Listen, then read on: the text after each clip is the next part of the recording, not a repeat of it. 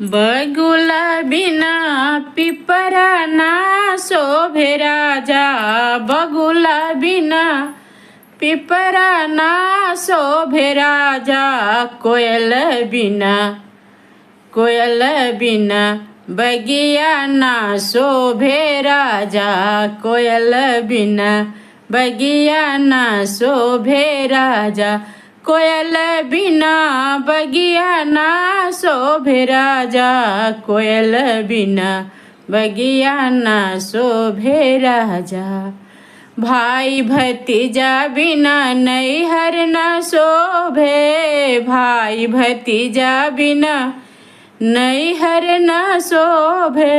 भाई भतीजा बिना नैहर न शोभे, देवर बिना अंगना ना शोभे राजा, देवर बिना अंगना ना शोभे राजा। कोयल बिना बगिया ना शोभे राजा, कोयल बिना बगिया ना शोभे राजा। कोयल बिना बगिया ना शोभे राजा।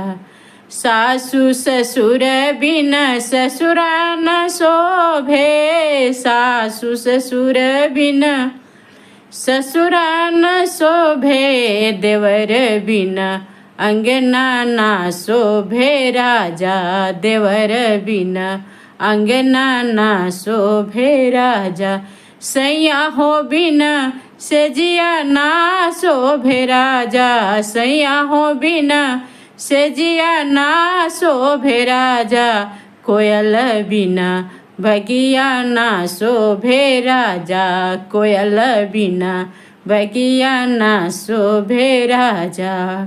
चिटुकी सिंदूर बिना मंगिया न शोभे, चिटुकी सिंदूर बिना मंगिया न शोभे।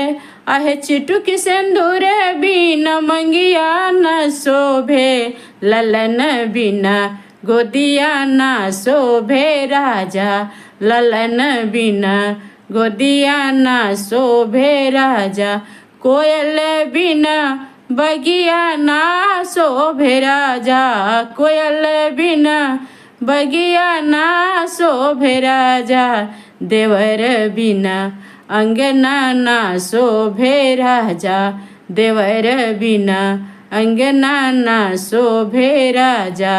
कोयल बिना बगिया ना शोभे राजा, सैया हो बिना सेजिया ना शोभे राजा, सैया हो बिना सेजिया ना शोभे राजा। ललन बिना गोदिया ना शोभे राजा, कोयल बिना बगिया ना शोभे राजा।